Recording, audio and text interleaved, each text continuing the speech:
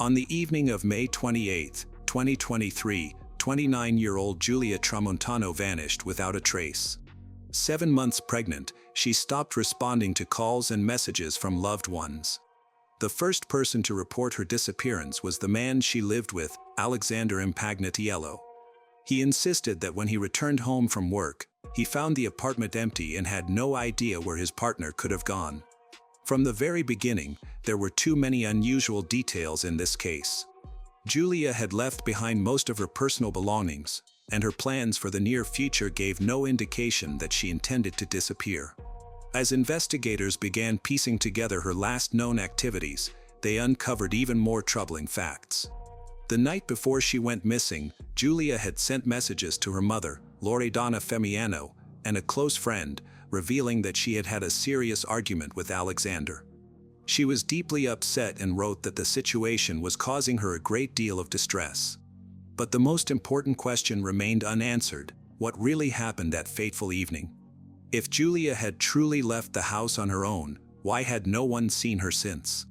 In the days that followed, investigators would begin unraveling a web of deception that would lead to a grim truth. Giulia was born on May 2, 1994, in a small town in the province of Naples. She grew up in a close-knit family where support and warmth were always present. Her parents encouraged independence and self-confidence from an early age. While they embraced modern views, family traditions remained a cornerstone of their lives, and home was always a place she could return to for guidance, comfort. Giulia attended a local school, excelling in the humanities. She was drawn to real estate, fascinated by architecture, investment opportunities, and the idea of becoming a successful real estate agent. After high school, she pursued a degree in the field, quickly mastering the profession thanks to her analytical mindset and strong communication skills. By the age of 25, she had built a solid reputation in the industry, but for Giulia, this wasn't enough. She dreamed of life in a big city filled with opportunities. By the time she turned 26, her career in her hometown had reached a plateau. Working at a real estate agency, she realized the local market had its limitations. Inspired by her friends' stories, she decided to move to Senego, a suburb of Milan, where she believed would offer her a new chapter filled with potential. By the end of 2018, her decision was final. Senego symbolized independence, new connections, and the career growth she longed for. The transition happened quickly. Packing her belongings and saying goodbye to her loved ones, she set off for the city that she hoped would become her new home. After moving to Senego, Giulia immediately immersed herself in work. The city's real estate market was fast-paced, competitive, required confidence and persistence. She adapted quickly, building connections, attending networking events, and closing deals. Her new life was exciting, but amid her busy schedule, she found herself longing for something more: personal happiness. It was during this time that she met Alexander. Their paths crossed at a Milan bar where her colleagues had invited her to celebrate a successful deal. Alexander worked as a bartender at a high-end lounge inside a 5-star hotel. A year older than Giulia, he was charming, outgoing, and had a natural ability to connect with people. His confidence and charisma drew her in. With him, she felt like she could relax, momentarily escape the pressures of work, and simply enjoy the present. The first few weeks of their relationship felt effortless. They spent evenings dining at restaurants, strolling through the city at night, and talking about the future. Alexander shared that he had a son from a previous relationship but assured her that his past was behind him and that he was now looking for stability. Giulia sincerely hoped that her move to Senego would bring not only career growth but also personal fulfillment. She was convinced that Alexander was the person she was meant to build a future with. Giulia believed she had finally met someone with whom she could build a lasting relationship. Their romance moved quickly, and within a few months, they decided to move in together. She had no idea what secrets he was hiding or how much her decision would change the course of her life.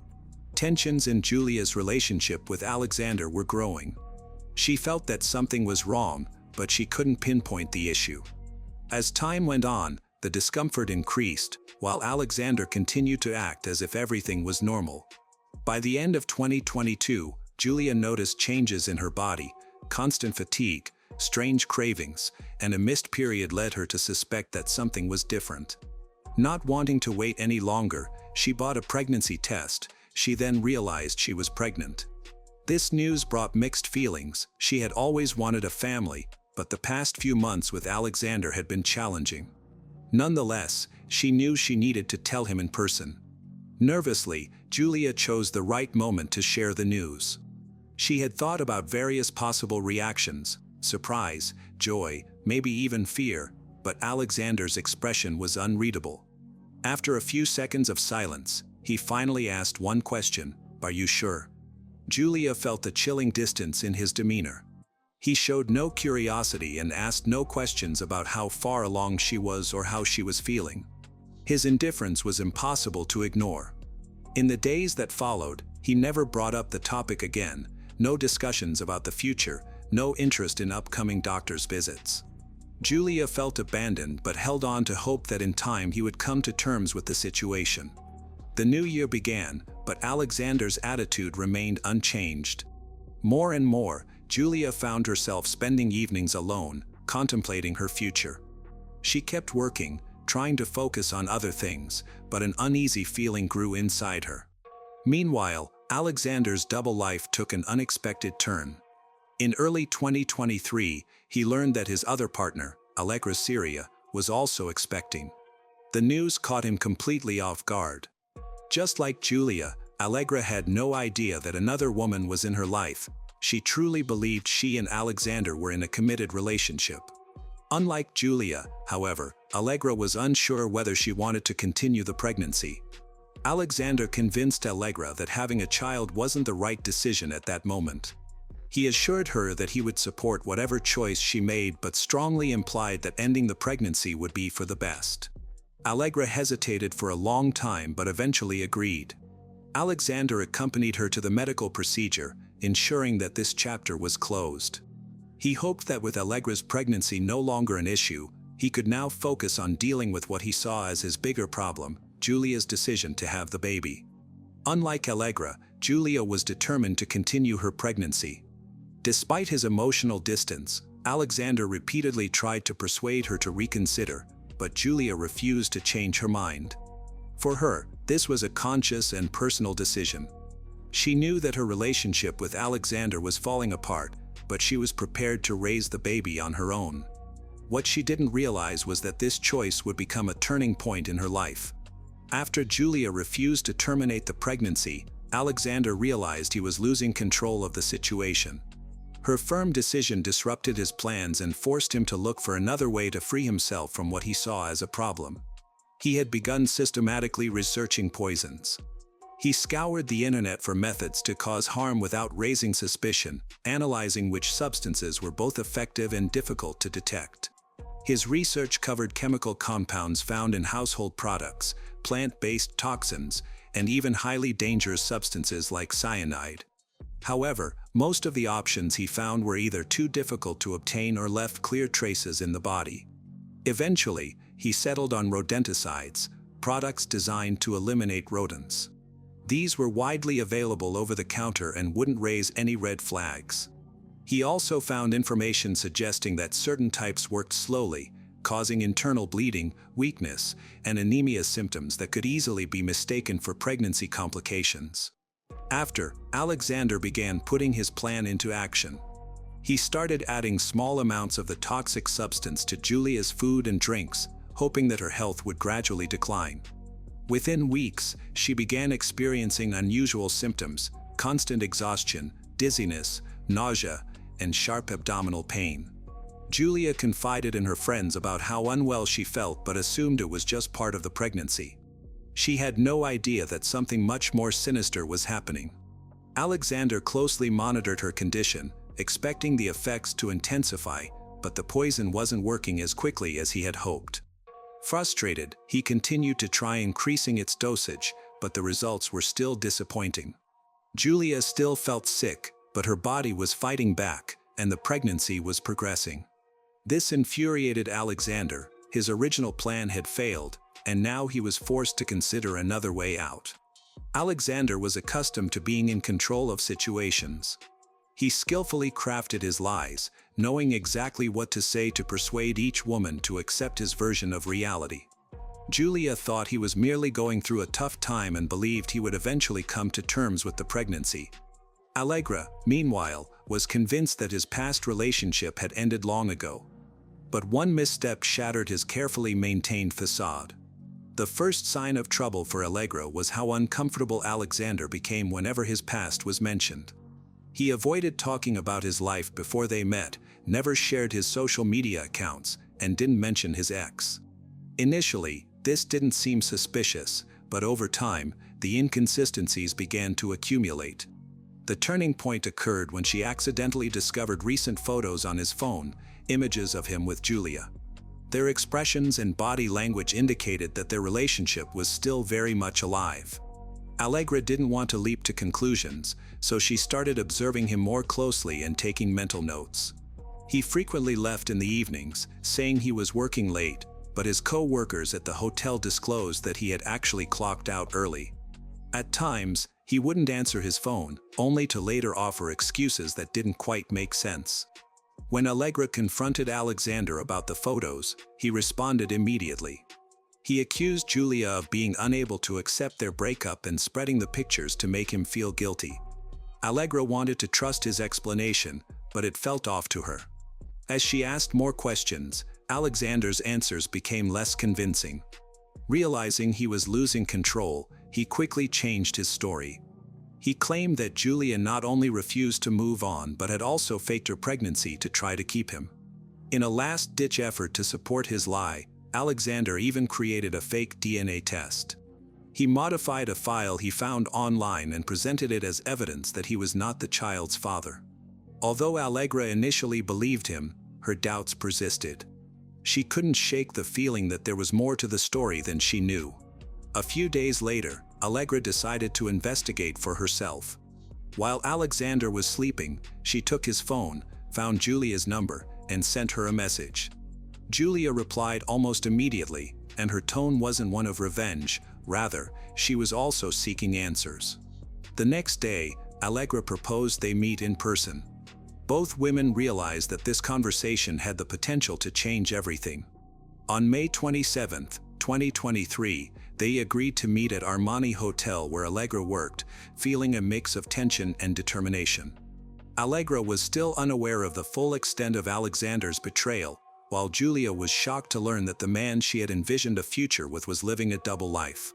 Their meeting began cautiously. Allegra spoke first, revealing what she had uncovered. She explained how Alexander had convinced her that his past relationship was completely over, and she mentioned the supposed DNA test that indicated the baby wasn't his. Julia listened intently. Once Allegra finished, Julia calmly clarified that the test was fake. She had never asked for a test, and the timeline of her pregnancy corresponded perfectly with their relationship. More importantly, she disclosed that she and Alexander were still living together, and he had never given her any indication that their relationship was ending. As the minutes passed, Allegra began to see the reality of the situation. She realized she had been deceived from the beginning. Her entire view of their relationship changed, and for the first time, she felt certain about the truth. Although she was hurt and disappointed, she held no resentment toward Julia. It became painfully clear that both women had fallen victim to the same web of lies. Their conversation lasted more than an hour as them shared details, gradually uncovering the full extent of Alexander's deceit. Eventually, they moved from seeing each other as rivals to feeling connected. In that moment, Julia made a decisive choice. She was finished with Alexander. Her future was for herself and her child. Alexander had no role in it now.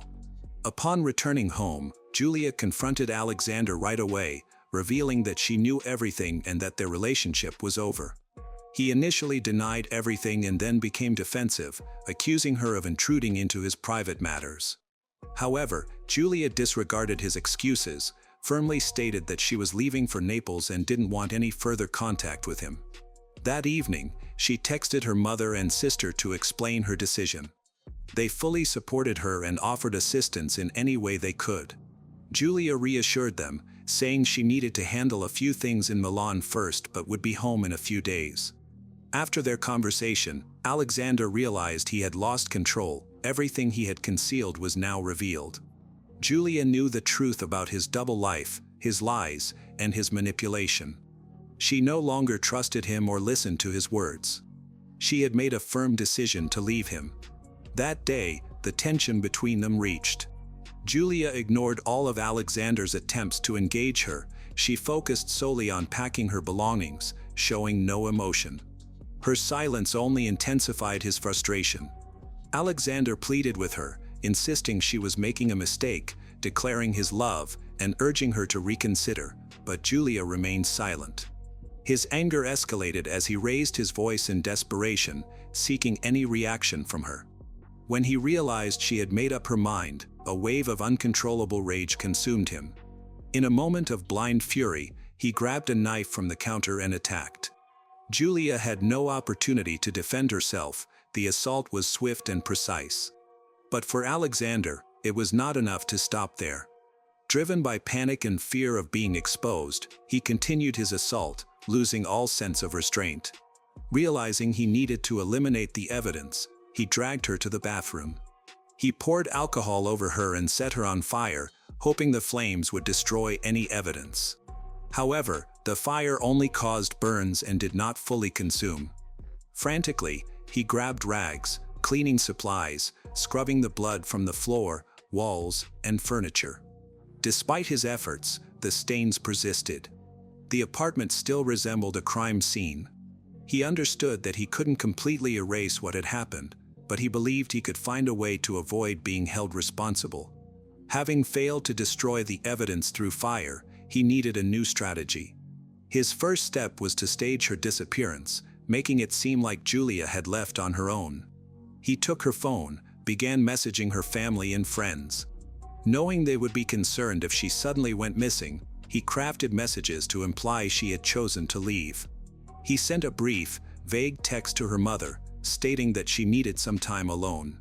Then, he messaged one of her friends, claiming that she had left but wasn't ready to discuss her whereabouts. He intended to buy himself some time to make it appear that Julia had simply vanished.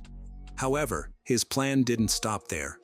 He was aware that someone would eventually alert the authorities, so, on May 28, 2023, he went to the police and reported Julia missing. He claimed that they had an argument and she left the house, never to return. His story was straightforward. That morning he had gone to work, and when he came back, she was gone. He's saying that her personal belongings, including her passport and money, were missing, implying she had left town voluntarily. Investigators paid close attention, but right from the beginning, something felt off. His behavior raised suspicion. He spoke too confidently, almost as if he already knew what questions the officers would ask. In contrast to Julia's family and friends, who were frantic, desperate for information, he remained unsettlingly calm. While the police organized a search, Alexander concentrated on concealing the evidence. He wrapped the body in a plastic bag and moved them to the garage. Over the next few days, he relocated the body several times, first hiding them in the basement of their building, then bringing them back to the garage. He was trying to find a way to get rid of them for good, but the longer he waited, the more mistakes he made. Investigators started examining his statements closely, interviewing neighbors, and searching for inconsistencies. He thought he was still in control, but law enforcement was closing in. After Alexander reported Julia missing, the police followed their standard procedures for such cases. The first significant clue came when forensic specialists found traces of blood in his car. Despite his attempts to clean it, modern technology allowed investigators to identify the biological evidence, which was confirmed to belong to Julia. The second piece of evidence was uncovered in the common areas of their apartment building. Faint reddish stains on the stairs and in the hallway initially appeared to be dust or spilled liquid. However, chemical testing revealed they were traces of partially cleaned blood. Investigators noted Alexander's strange behavior. Unlike most people whose loved ones disappear, he showed little genuine concern. He did not reach out to Julia's family for help in finding her, nor did he actively participate in spreading information about her disappearance. He only completed the formal steps to report her missing, which raised further suspicions. A major breakthrough in the case occurred when detectives analyzed his electronic devices. They confiscated his phone, computer, and tablet, revealing alarming findings. First, they discovered a search history that dated back several months before the crime. He had been researching poisons, learning about the effects of various toxins, and reading articles on how to discreetly harm someone. Some searches even questioned why certain toxic substances might fail to work. Another crucial piece of evidence was the forged DNA test he had shown Algra. Forensic analysis confirmed that the document had been tampered with and that it was downloaded from a website that allowed users to edit medical records. As more evidence accumulated, Alexander's story began to unravel. Investigators increased their pressure, systematically highlighting inconsistencies in his account. Initially, he maintained his innocence, claiming he knew nothing about it. However, with each interrogation, the police presented undeniable facts. They showed him photographs of blood stains, confronted him with his search history. They brought in witnesses who reported hearing loud noises and shouting from Alexander's apartment. A significant breakthrough in the investigation happened when authorities examined Alexander's actions after Julia went missing. Surveillance cameras showed him making several trips to the garage, where he carried plastic bags inside and later came out empty-handed. Eventually, he confessed and revealed where he had hidden her body. On June 1, 2023, police found Julia's remains in a dense area near Sago. Forensic examination indicated that someone had tried to burn the body, but the attempt was not completed.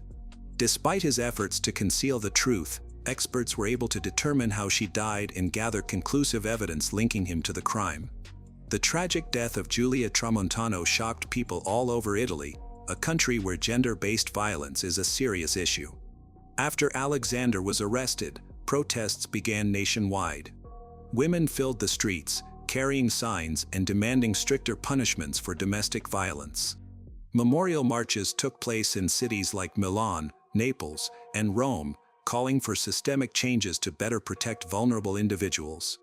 At one rally, Giulia's sister, Chiara Tramontano, urged lawmakers to take action against the increasing number of cases where offenders face no significant consequences until it is too late. Forensic experts and investigators focused on understanding the psychological profile of Alexander. A psychological evaluation revealed troubling behavioral traits. Court-appointed psychiatrists determined that he exhibited strong narcissistic tendencies, showing no remorse for his actions. His behavior during interrogations and court appearances demonstrated a profound self-centeredness, an utter lack of empathy. He viewed others only in terms of how they could serve his interests, ignoring their feelings. His actions were motivated solely by a need to protect his reputation and keep control over those around him. Any perceived loss of power triggered a quick and dangerous reaction. During the trial, Alexander tried to appear remorseful, but neither Giulia's family nor the public found his words convincing. He claimed to be baffled about how he could commit such a horrific act, asserting it was a moment of impulsive rage that he didn't fully recognize. However, prosecutors presented compelling evidence: his online searches for poisons, the attempted poisoning, the falsified DNA test, and the false report he filed with the police. Each piece of evidence demonstrated that the crime was premeditated. After Alexander's arrest, Algra decided to help the authorities. She provided them with her messages with him, revealing that he had lied to both her and Giulia. During the trial, Algra also testified about the fake DNA test and his many attempts to manipulate her. As a witness, she was called by prosecutors to confirm important details, including how Alexander concealed his double life, lied about Giulia's pregnancy, and made excuses when the truth began to emerge. She realized that if she hadn't stumbled upon those photos on his phone, the truth could have remained hidden for much longer. During her testimony, she expressed the guilt she felt toward Giulia, even though she too had been a victim of his lies. After the trial, Algra chose not to speak to journalists, stayed out of the public eye, and tried to create some distance from the tragedy. Reports suggest that she later left Milan for another city, hoping to rebuild her life. The court found Alexander Impagnatiel guilty of first-degree murder, highlighting aggravating factors such as the cruelty of the crime, the ongoing emotional abuse inflicted on the victim, and his intentional efforts to destroy evidence. He was sentenced to life in prison. In the judge's closing remarks, it was stated that such crimes cannot be justified as mere lapses in control or temporary emotional turmoil. Alexander's actions over several months showed a clear and deliberate intention to eliminate Julia. Julia's case serves as a tragic reminder of the risks posed by individuals who view their partners as possessions. It raised awareness and contributed to a larger movement aimed at protecting those who are still in danger. Julia Tramontano's radiant spirit, marked by her ambition, warmth, and unwavering resolve, continues to resonate far beyond the tragedy that claimed her life. Her courage in the face of betrayal and her dreams for her unborn child remain a powerful testament to the strength of the human heart. Through the tireless advocacy of her mother, Loredana Femiano, and sister, Chiara Tramontano, Julia's legacy fuels a growing movement to combat gender-based violence, inspiring communities to stand united for justice and protection. In every heart she touched, Julia's light shines on, a beacon of hope and a call to build a world where no one suffers in silence. It was here in 1985 that Captain Gary Eastburn lived with his wife Catherine and their 3 daughters, about 10 minutes from the base where he served. Shortly before the events in question, Captain Gary received a promotion, which required him to undergo training at officer school. Consequently, he had to leave his family for a while, attending officer school in Montgomery, Alabama, for about 10 weeks. This was an important step, as the family was planning to move to England, where Gary could serve in the Royal Air Force. Gary had a strong marriage that lasted for 10 years, and they kept in touch while separated. However, on Saturday, May 11, 1985, Gary tried to call his wife several times, but to no avail. He took advantage of several breaks to call but never received an answer. Finally, he reached out to one of his friends who remained on Fort Bragg and asked him to check on his wife. The man did so, but when he knocked on the door, no one answered. He couldn't wait forever, so he simply left Catherine a note, asking her to call her husband back as soon as she could. While shining a flashlight and walking around the house, the friend accidentally woke up a neighbor named Bob Seafelt. When Gary called Bob, he mentioned that he had no idea what was going on with Catherine, but everything seemed strange. After a fitful night's sleep, Bob woke up the next day, with troubling thoughts swirling in his mind. He noticed that a stack of newspapers had piled up near the neighbor's door and realized he had last seen Catherine leave for the store on Thursday. Bob went to the neighbor's door and knocked, but no one answered. Listening closely, it seemed to Bob that he could hear a child crying inside. Knowing the family well, he assumed it was the youngest daughter, who was about 2 years old at the time. Concerned about the situation, Bob called the police at 12:53 p.m. and asked them to check on the family.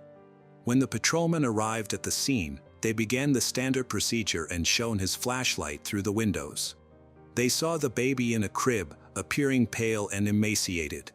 Despite the protocol the officer needed to follow, they instinctively felt that something alarming had occurred.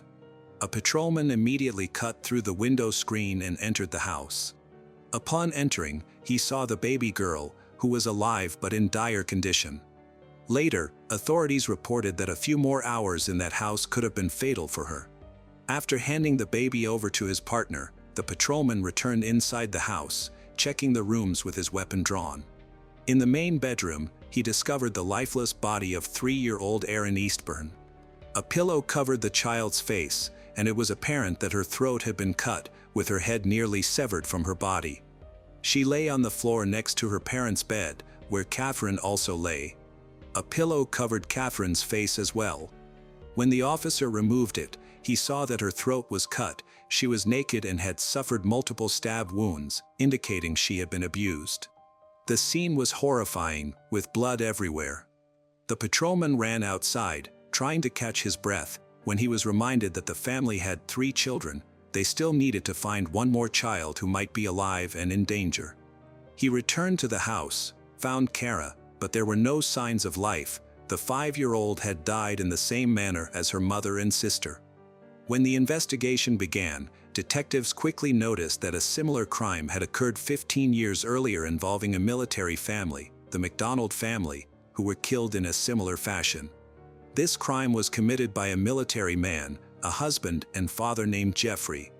Numerous coincidences were found in the handwriting of the criminals and the circumstances of these two murders, suggesting that they could have been committed by the same person. However, at the time of the massacre of the Eastburn family, Jeffrey MacDonald was already behind bars and could not have been involved in this crime. Rumors spread quickly, leading many to believe that Jeffrey MacDonald could have had an accomplice or an imitator. Forensic experts found blood all over the house, as well as clear traces of cleaning in some places, indicated by X stains of blood. It was obvious that the criminal had tried to clean up but left even more traces. Using luminol, investigators could see that the marks had been erased on the bathroom door handles. Likely, the perpetrator used a towel that had been thrown into the laundry basket. The crime was believed to have been committed between 8 p.m. on May 9th and 3 a.m. on May 10th, 1985. As it turns out, the last person to see the family alive was the nanny, Julie. The young girl had been babysitting the youngest daughter for several days before their bodies were found and was automatically placed on the suspect list. Julie mentioned prank calls that Catherine had complained about before she was killed. Some man had been calling several times a day for 3 months, but it didn't particularly bother Catherine. She didn't feel any danger from these calls and never went to the police. Julie remembered another person with whom Catherine had been in contact, a certain Angela who was going to take the dog from the Eastburns, Dixie. Due to plans to move, they decided to give it away because there was no one to leave it with. According to the nanny, Catherine had left an ad in the newspaper, and after that, she received a call from Angela. Julie was curious about what happened next and unexpectedly shifted the focus back to the bloody crime of 15 years ago. She was worried that it could have been committed by a copycat of Jeffrey MacDonald and wanted to know what the police thought about it. The detective had no trouble getting the suspicious nanny to talk. She willingly shared her long friendship with Dr. MacDonald, believing that he was innocent. They had known each other for a long time and even exchanged letters for several years while he was in prison. When she was asked about her interest in the case, she was unable to justify his behavior, and the detective did not pay much attention to her words. When she confirmed her alibi, he simply removed her from the list of suspects. The police continued to work in the Eastburn house even after midnight, despite the late hour. A young man named Patrick Cohn approached them and decided to tell them about what he saw on the night of Friday, May 10, 1985, at about 3:30 a.m. He noticed a tall, fair-skinned man in jeans, a knitted hat, and a black jacket leaving Eastburn house. The man was carrying a garbage bag slung over his shoulder, got into his white Chevrolet Chevette, and drove away. Patrick's statement was taken seriously, and he was brought to the police station to help create a composite sketch. When the portrait was finished, there was a striking resemblance to a serviceman named Timothy Hennis. He was a 27-year-old man who, along with his younger brother and sister, had been adopted by the Hennis family, a couple who took all 3 of their children from an orphanage. They grew up in a fairly well-off family in Minnesota, which provided them with a bright future. Shortly before these tragic events, Tim married Angela in secret before Christmas in 1984. That same year, Tim's brother died in a motorcycle accident, so they opted for a modest celebration instead of a lavish ceremony.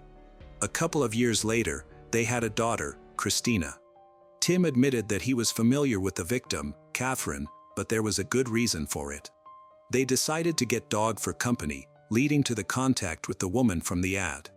Tim denied any involvement in the crime but mentioned a curious coincidence. He had arranged to meet Catherine on Tuesday, May 7th, just 3 days before the crime, to look at Dixie.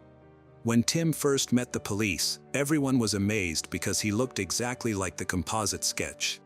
The police asked him to sign a waiver of Miranda rights, to which he agreed, provided he could be assured that he was not a suspect, which turned out to be a ruse. Timothy provided fingerprints, hair samples, saliva, and blood.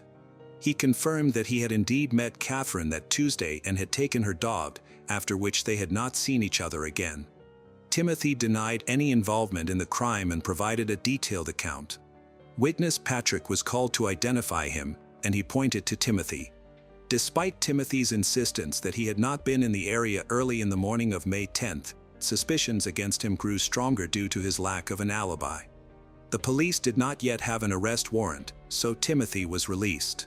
However, after 7 hours, he was detained, officially charged with triple first-degree murder and abuse. Naturally, Timothy was not the only suspect. As is often the case, the police first considered the widower Gary Eastburn. When Gary was informed of the events, he remained surprisingly calm and simply asked if at least one family member had survived. When he learned that only the youngest daughter had survived, he broke down in tears. Gary had grown up as an ordinary young man. At the age of 12, his parents divorced, and his relationship with his stepfather did not work out. Despite this, he had a relatively calm childhood. He met Catherine in 1972, approximately 13 years before the tragedy. At that time, he was around 25 years old, having been born in 1947. Their daughter Kara was born in 1980. Gary decided to become a military man to support his growing family. When he finally returned to the city after the tragedy, he wanted to reach his surviving child. Instead, he was immediately taken to the police station for questioning, where they held him until about 2 a.m. Gary provided a reliable alibi. His blood and hair samples were taken before he was released. He was able to see his daughter late at night. She was in serious condition and did not even recognize him. Afterward, he went into their home to see what was missing. Gary had no idea who could have attacked his wife and children. They had no obvious enemies, but he remembered several prank calls that had started a few months before he left for training at officer school. The caller addressed Catherine by her first and last name, but no one paid attention to it at the time. Everyone thought it was just teenagers playing around, so no one raised the alarm. Now, in light of the tragic events, the calls seemed more suspicious. However, they could not be tracked due to a lack of technology at that time. After inspecting the house, the police reported that a metal safe containing important family documents was missing, along with $300 in cash that had been set aside for Christmas and Catherine's wallet with bank cards. This provided valuable clues. The ATM was identified, and it turned out that a transaction was made using Catherine's card. It was used shortly after the murders, including a transaction on May 11th. Detectives found a witness who provided a description of the man who came at night to withdraw cash, and this description exactly matched Timothy Hennis. In addition, she saw a white car belonging to Timothy. At this stage, the whole city already knew about the crime and the main suspect.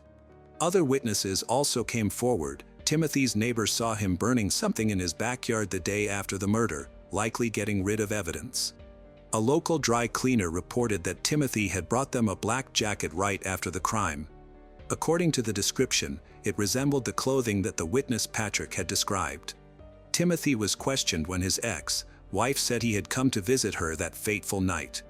His landlord mentioned that Timothy had not paid the rent for the house, which had accumulated over $300 in debt, but as soon as the eviction notice was served on May 10th, Timothy paid it off almost immediately.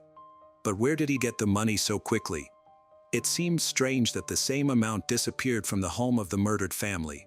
Indirect evidence against Timothy was accumulating, but there was no irrefutable proof. By Christmas, it was decided to allow the suspect to post bail with the help of his relatives, and he managed to raise the funds. The reason for this leniency was the results of laboratory tests indicating that his biological materials did not match any evidence. Specifically, his blood type did not match. However, this could be attributed to the low accuracy of the testing methods used at that time. The prosecutor's office decided to turn to the only survivor of that bloody night, 2-year-old Jana. After the tragedy, the girl had not been able to come to her senses for a long time, but by February of the following year, she finally spoke. Gary was categorically against involving his daughter in the investigation, fearing that she would suffer further psychological trauma, but under pressure from the police, he ultimately agreed in order to seek justice for the victims. A special psychologist from North Carolina held 5 recorded conversations with Jana. During this time, she experienced several panic attacks and was still unable to recognize Timothy's photo. Based on the results of these sessions, it remained unclear whether there was one perpetrator or multiple criminals. Thus, the prosecutor's office decided to refuse to use Jana's testimony in the case. The trial was set for April 27, 1986. Timothy rejected the plea bargain offered by the prosecution. His lawyer wanted to change the location of the hearing but ultimately decided it would not make much difference. Instead, the defense focused on refuting the numerous circumstantial evidence on which the prosecution's case was based. The lawyer argued that the witness Patrick was lying when he claimed to have seen Timothy, described his appearance and car in such detail, especially since it had happened at night. He questioned how Patrick could have seen all of this in the dark. The lawyer discovered that the witness was going through a difficult time and had been pressured by the police. During numerous meetings with Timothy's lawyer, Patrick admitted that he might have made a mistake during the identification. The more he talked with the defense, the less certain he became about having seen Timothy on the street that night. On the day of the trial, the lawyer tried to get Patrick to admit that he had participated in the identification under pressure from detectives, but he did not. The defense discovered something even more significant. During the investigation, the police had gained access to the Fort Bragg duty log, which showed that Tim was on duty at the time of the crime, but this page mysteriously disappeared during the investigation. The lawyer believed that the detectives had intentionally torn out this page. Now, the defense attorney pressed this fact, interpreting the police's behavior as an attempt to convict an innocent person by destroying evidence of his innocence. Timothy's family was away at the time of the crime. The prosecution proposed a theory that Timothy had taken advantage of his wife's absence to start a romantic relationship with Catherine and visited her home on that fateful evening. However, Catherine rejected his advances, which angered him, leading him to kill her and her 2 children. The discussion then turned to the bank card. It was determined that the payment method had been used at 2:52 a.m. on May 11th when the defendant was on duty. Although this could not be confirmed, there was reasonable doubt that Timothy could have used it. Even though there was still no confirmed alibi for the night of the crime, the lawyers systematically managed to destroy the majority of the prosecution's arguments and raised doubts among the jury in order to convince them of Timothy's innocence. The prosecution presented frightening photographs from the crime scene and autopsies of the victims, about 100 photographs, which were included in a slideshow that lasted more than an hour. The tension in the courtroom was palpable. Despite the defense attorney's desperate attempts to convince the jury of the defendant's innocence, on July 4, 1986, Timothy Hennis was found guilty on all counts. The defense attorney believed that the main reason for this verdict was their failure to insist on a change of venue. He felt that his job was not finished since Timothy was sentenced to death, so he focused on saving his client's life. Interestingly, just a few days after starting his sentence, Timothy received a postcard in prison signed by Mr. X. In it, a mysterious stranger claimed responsibility for killing Timothy's family and apologized for Timothy serving time for his crimes. Mr. X admitted that he had left North Carolina and had no intention of returning. Timothy informed his lawyer about the postcard. Later, it was used at the retrial, but at the time of its receipt, the prosecutor dismissed it as a forgery. During this period, Timothy's parents rallied around him. Despite their divorce, they made every effort to save enough money to pay for his defense. The Supreme Court of North Carolina was approached, and the lawyers cited bias, arguing that the jury had been provoked by the photographs. The defense insisted that nearly 100 gruesome images from the massacre were guaranteed to elicit a negative reaction from the jury. Despite the lack of irrefutable evidence against Timothy, it came to light that several detectives who led the case were nearing retirement. The lawyers believed they simply did not want to leave behind an unsolved crime of such magnitude and were seeking a scapegoat, which they considered Timothy Hennis to be. The defense successfully secured a change of venue to Wilmington, a coastal town located 100 kilometers from Fayetteville. The new prosecutor agreed to this change without hesitation, confident in the prosecution's tactics, but the defense was well prepared and closed all loopholes except for one. There was still no reliable confirmation of the defendant's whereabouts on the night of the murder. The defense aimed to discredit the prosecution's main witness, Patrick, in court. During the interval between the first and second trials, Patrick had committed several minor offenses, including driving without a license. When stopped by the authorities, He advised them to contact the district attorney since he was a witness in the Timothy case. The lawyers believed this statement practically indicated that he had received a bribe from the very beginning. More thorough examinations of the collected evidence refuted the case against Timothy. The shoe prints found inside the house were 3 sizes smaller than his. There was blood on a towel in the bathroom, as well as other traces that did not match his profile. The defense presented a black jacket to the judge that was tested for bloodstains. Even the hair found on Catherine's body did not belong to Timothy. In this context, the numerous circumstantial pieces of evidence that the prosecutor's office had used in the first trial appeared less convincing during the retrial. The prosecution attempted to challenge all the defense's arguments with their own versions, but none of this was compelling in light of the thorough preparation from the defense. 2 days later, the jury found Timothy not guilty on all counts. It is noteworthy that during this hearing, only a few photographs from the crime scene were shown, as opposed to the 100 images in a lengthy slideshow during the first trial. 3 years later, Timothy was released from death row.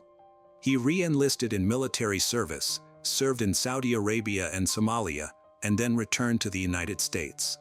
In 1998, Timothy and his family settled in Fort Lewis, Washington. In 2004, he retired from the Army and took a job at a waste processing plant. He also became a Boy Scout leader. Meanwhile, widower Gary followed his plan and moved with his surviving daughter to the UK. In 2009, he served in the Royal Air Force, after which he married a nurse. In 2009, after leaving the Air Force, Gary returned to the US and settled in Washington. Subsequently, legislation was amended to prohibit retrials for individuals already convicted twice of the same crime. Disagreements arose on the basis that during the first trial, Timothy was in military service, thereby placing him under a different jurisdiction. This left the state in limbo, although it did not exclude the possibility that he could be brought to retrial. Despite such situations being rare in the state's judicial practice, they did not return to the case for almost 20 years. It seemed that life was improving, but the case of the triple murder remained unsolved. Finally, in 2006, a detective investigating particularly brutal murders decided to test the DNA materials collected from the body of Catherine. However, the only information the laboratory could provide at that time was that the collected samples belonged to a light-skinned individual. By 2010, the laboratory in North Carolina became embroiled in a significant scandal. It turned out that over the past decade and a half, the state crime lab systematically concealed or manipulated evidence to ensure convictions. This was revealed in at least 230 cases, 10 of which resulted in the wrongful conviction of innocent people sentenced to death. 3 of them even received lethal injections and were deprived of life. The DNA in the Eastburn case was retested, and the examination showed that the materials from the crime scene in the archive matched those of Timothy Hennis. In light of such convincing evidence, his trial was reopened for the 3rd time. Timothy hired the best military lawyer named Frank Spinner to lead his defense team. The lawyer attempted to tarnish the reputation of the victim, Catherine, by alleging that she was promiscuous with Timothy, hinting that that was why his DNA might have turned up in her home. Timothy argued that she was unfaithful to him and that the real killer was an individual named Mr. X, who had written a postcard to him while he was in prison. This attempt had the opposite effect. The prosecutor's office pointed out the obvious lie, as Timothy had previously denied any intimate contact with Catherine. He later claimed that he initially did not disclose the affair due to fear of exposure. Despite a fierce struggle for Timothy's freedom, the chosen tactics now appeared unconvincing. On April 15, 2010, a jury recommended that Hennis be sentenced to death. In addition, he was demoted to Private E1, stripped of all pay and allowances, dishonorably discharged from the United States Army. Hennis was incarcerated at the United States Disciplinary Barracks at Fort Leavenworth in Kansas, where he remains to this day. All his subsequent appeals were rejected. Under U.S. legislation, without the president's approval, they cannot execute him. Therefore, the likelihood that he will be deprived of life is low. The U.S. military has not executed anyone from its ranks since 1961. Interestingly, in 1985, when the murders of the Eastburn family occurred, a 20-year-old woman from Rochester, Minnesota, where Tim had lived for a long time, contacted the police to share her story. Upon hearing about the triple murder in North Carolina, she revealed that at the age of 11, she had been abused by Timothy Hennis. Unfortunately, due to a data error, she was not permitted to testify. Had she been allowed to do so, the outcome of the second trial, when he was acquitted, could have been entirely different, and he would most likely have been found guilty again. Even now, this trial raises more questions than answers. The story of the nanny, who cared for the Eastburn children, also raises many questions. Julie was addicted, and there were witnesses who heard her confess to the crime. Additionally, her unhealthy obsession with Jeffrey McDonald, with whom she even corresponded, raises further doubts. Some supporters of Timothy believe that it was Julie who could have imitated her idol and killed the family with whom she worked. Shannon Graves was born on November 4, 1988, in Ohio, USA. She was raised by her mother, a single mother. Everything changed when her mother met Ronnie DePaul, who became a father figure in her life. Ronnie treats her like his own daughter, and she quickly takes a liking to him. She was known for her kind heart and loving nature. In 2016, Shannon proudly earned her cosmetology license, marking a new beginning after a challenging childhood. Her friends affectionately called her Star, recognizing her free spirit, honesty, and selflessness. However, Shannon's compassionate nature sometimes led her to make poor choices in relationships. Following her mother's death, she struggled with substance abuse. Her close friends observed that she often fell for the wrong men, whether due to bad luck or her attraction to rebellious personalities. Despite these challenges, Shannon was determined to take control of her life. Her professional achievements filled her with hope for a brighter future. Unfortunately, Shannon's intuition was wrong when she became involved with Arturo Novoa. He is of Puerto Rican descent, charming and passionate about music, but he is also very secretive about his life. This secrecy likely stemmed from his lengthy criminal history, which began in 2004 with arrests for assault and property damage. A few months later, he faced charges of escaping from prison and obstructing public service. In 2006, he was charged with felony fleeing after a police chase, followed by aggravated arson charges. After serving his prison term, he was arrested again for trespassing in 2008 after being evicted from his residence. In 2010, he faced additional charges related to weapons and unlawful entry. Court records indicate that he was a man addicted to criminal activity and made a living by illegal means.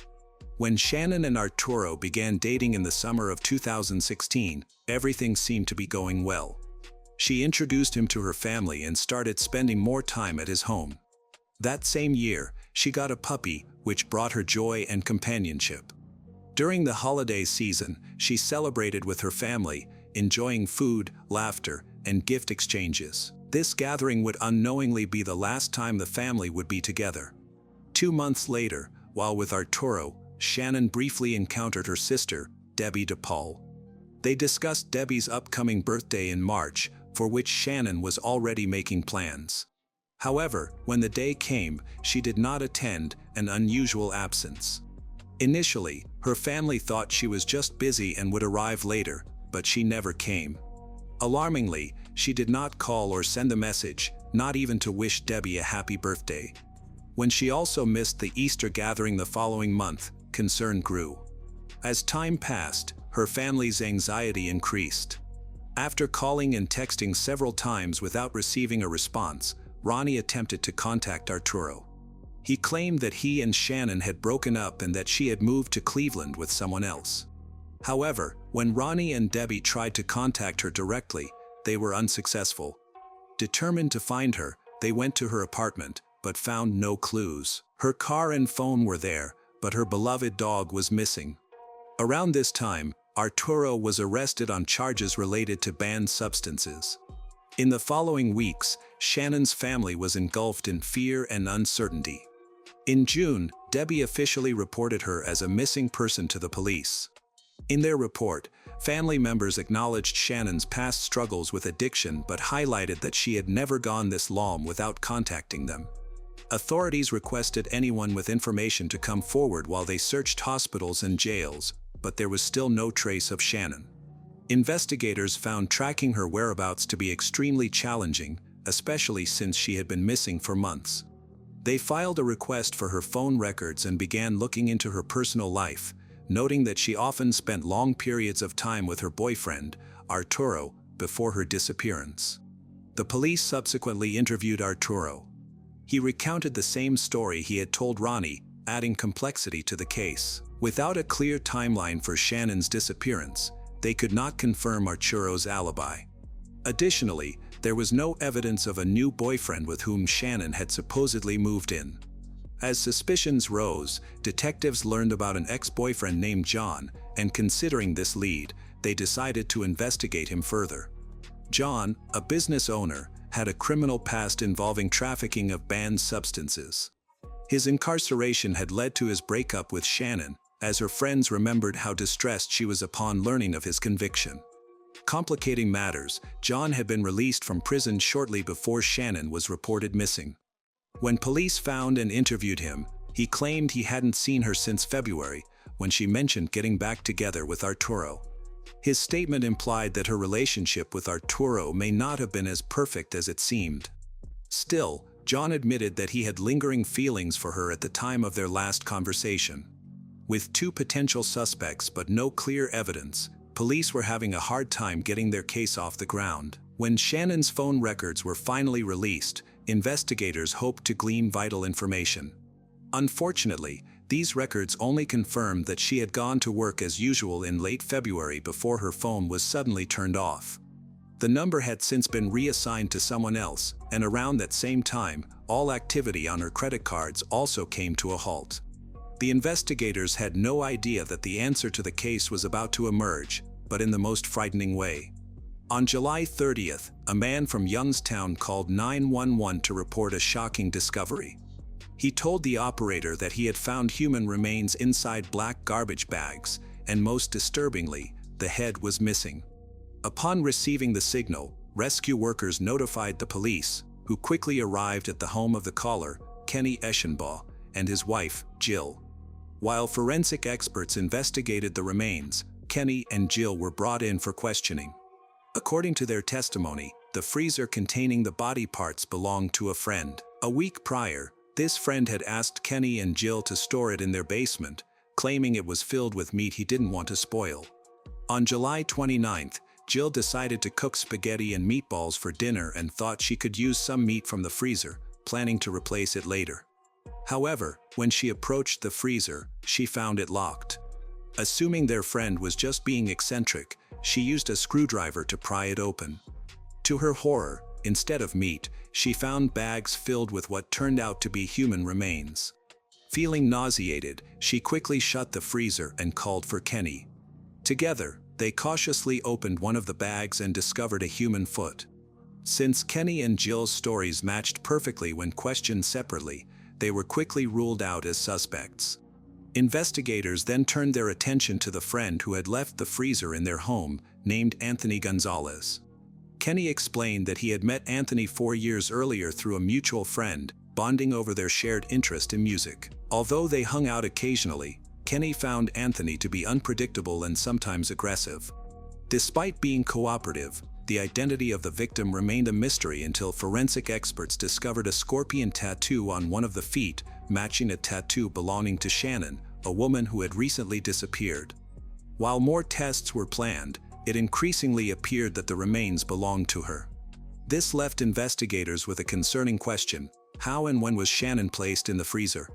Shortly afterward, the lead prosecutor in Ohio held a press conference to discuss this chilling case, which was rapidly becoming one of the most disturbing in recent history.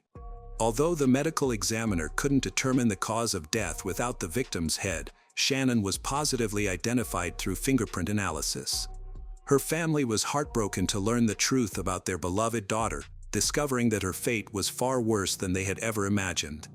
Shannon's family and friends gathered in a local park for a candlelight vigil to remember her. Debbie, one of the attendees, told reporters that she believed Shannon has found peace. The vigil was intended to celebrate Shannon's life rather than to focus on sadness. Many people lit candles and released lanterns while wearing shirts with messages honoring Shannon. However, Shannon's family was visibly pained. Ronnie, too devastated to appear on camera, shared his indescribable grief, explaining that he loved Shannon as a daughter and sought justice for her. In the meantime, investigators ramped up the search for Anthony. They soon discovered that Anthony Gonzalez was just an alias. His real name matched the identity of someone they had already suspected, Arturo Novoa. Authorities learned that Arturo had been dating a woman named Katrina Layton, who moved into his house shortly after Shannon was last seen. Given Arturo's lengthy criminal history, the police acted quickly, arresting both him and Katrina and searching their home. The police found red stains on the walls, a knife, and a manual for the freezer where Shannon's remains were located. Kenny, who previously believed his friend's name was Anthony, was shocked to learn Arturo's true identity. He wasn't the only one confused. Arturo often used different names, possibly to conceal his past involving activities related to banned substances. During questioning, Arturo remained composed, repeatedly denying any connection to Shannon's death and claiming ignorance about her whereabouts. He also distanced himself from the freezer. Katrina supported his claims, but their story began to unravel when police discovered a key among her belongings that fit the freezer's lock, linking them to the crime and ensuring they remained in custody.